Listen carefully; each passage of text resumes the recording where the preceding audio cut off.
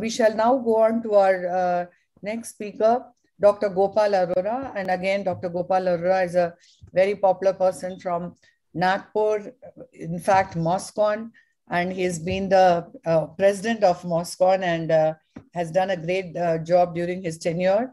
And he's the director of Akshar Eye Institute, Nagpur, and he has an interesting learning surgical video for us to see. On to you, Dr. Gopal. Thank you, Dr. Chitra.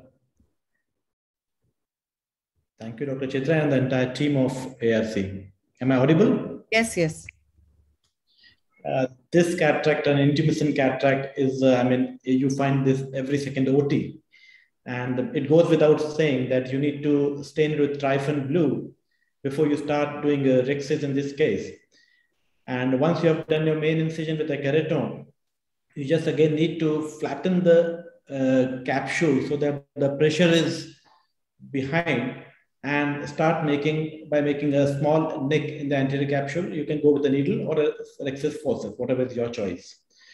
Once the nick is done, you again need to refill the anterior chamber time and again so that the pressure on the capsule is more and the chances of extension is less. And exactly that's what I've done here, and I'm taking a bite. Now you see, I should have taken my forceps out, which I did not do, and I should have taken a smaller bite. I was greedy enough to make a bigger bite, and then the rhexis goes away. But now, since it's done, what next you can do? You can just make with the Vanna scissor extension of the nick on the capsule, which is extended, and just pull out that anterior capsule with again a rhexis forceps. But as you see, the rhexis, which has extended on the one side, there is the asymmetrical rhexis margin. So you just need to debulk, as I mentioned by the previous speakers, you just need to debulk and reduce the intralentricular pressure by removing the loosened cortex or the epinucleus. Since it is slightly an eccentric rhexis, I would just make a nick on the other side to make it as symmetrical as possible by a smaller nick, and then pulling off that anterior capsule again by using a rhexis forceps. This is from one end, and similarly you do it from the other end, and it becomes not exactly, but somewhat little symmetrical on both sides. Again, since it's an intumescent cataract, we are not very sure whether it's a posterior pole or the stuff. Again, you need to be very gentle. The insertion of the phaco probe in the tip, and then you need to do in a technique which I normally follow is the direct chop, but make sure that the phaco probe or the tip do all the manipulation and eating mostly in the center of the nucleus. So at times you have even to take the nuclear pieces slightly into the anterior chamber, as you can see, so that there's less pressure on the side where the rhexis has extended. Once the entire nuclear piece is out, then you need to remove the cortex of the epinucleus. Here there is one trick, because the rhexis is extended on one side. I would not like to use the IA. Instead, I would put a viscoelastic and remove the cortex, sort of a visco expression by one cannula, because I've done only a one side port from the left side only. So you just put in a visco, take out the cortex, and subsequently, maybe it might take time, but you remove the entire cortex. And then implanting, this is again a trick. You should just, with the irrigating cannula, just keep an irrigating cannula over the IOL so that the leading haptic actually goes inside the whatsoever bag is left with there, and then it goes behind the rhexis margin. Again, an important step here that you should not be completely dialing, because that in the leading haptic might actually find its way onto the extended rhexis margin. So the loops can be held by a Sinskey hook, and gently the same loop can be put inside the bag and without having stretching on the area where the rhexis has extended. So once the IOL is in place, it's inside the bag, you can just remove the viscoelastic and hydrate the two side ports and the main incision.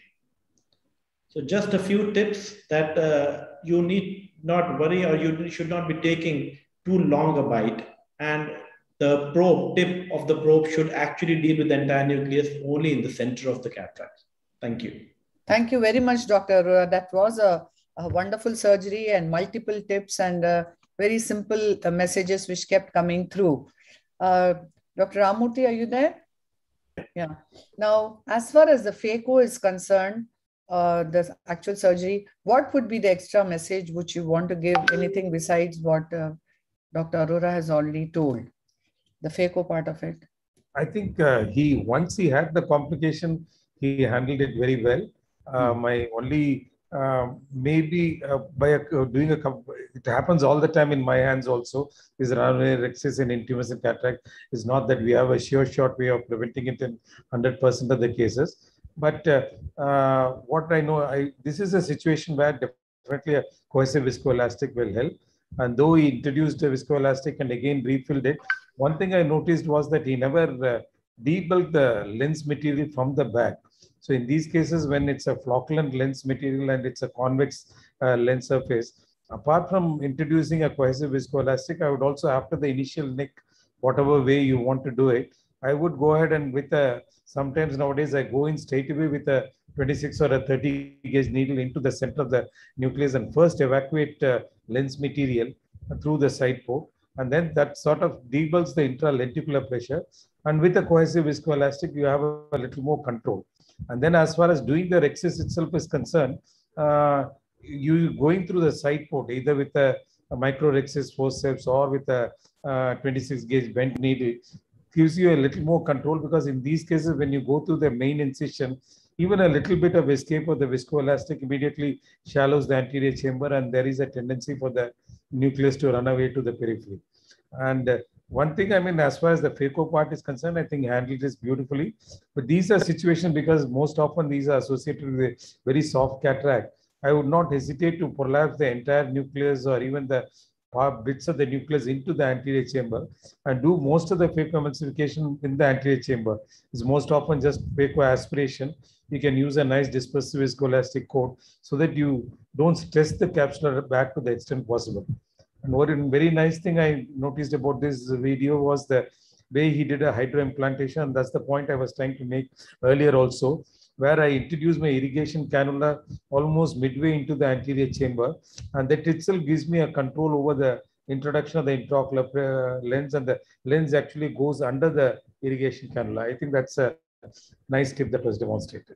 Gaurav, I mean, we all know that Rohit, the motility sign which he has told us is something which keeps coming to our mind and all those theaters when we have that kind of a challenge.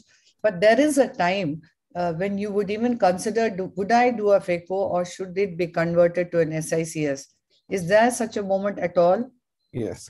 So in fact, there can be that thought, most of us who are proficient phaco surgeons, first of all, it depends on how proficient you are with phaco. Yes. And if you have a situation like this, and if you're very proficient, you should many times be able to get away with it, Yeah. And however, for a beginner surgeon, first of all, they should definitely consider those who are probably taking more than 10-15 minutes to do a standard phaco are probably those who are not so, comfortable with the maneuvers of cracking the nucleus and everything. They might as well consider switching to, an ECC or an SICS kind of a situation. Also, I think if it is a black cataract kind of a thing, or if there are other situations where the capsular bag is not very healthy, or there is pseudo exfoliation, potential zonular weakness, and maybe a pupil which is getting smaller. So if you are faced with other comorbidities and challenges, definitely worthwhile shifting, because then you'll just keep adding to the problems. So these are the situations where, or if you have a bad cornea and a lot of other possible things which can complicate a surgery. So these situations, I would think that one should be able to convert. Very rightly said. And Dr. Rohit, is there, now this was a single piece which was placed and very nicely placed without any rotation or any movement in the capsular bag. Would you think that this is an ideal case for putting a single piece, or would anybody consider a 3-piece IOL? The most important thing is that the flap was fluttering right at the end. So this means bag, it had not extended posteriorly. Yeah. So, you would like to, the more important thing in this is how you place the intraocular lens with an extended flap. It should not be in line, because that we have to create a situation wherein there should be less amount of decentration in the post-operative period.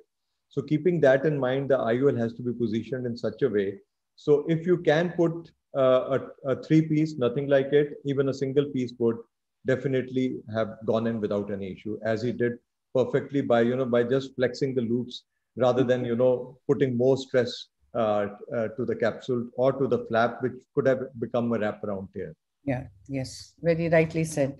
Wonderfully,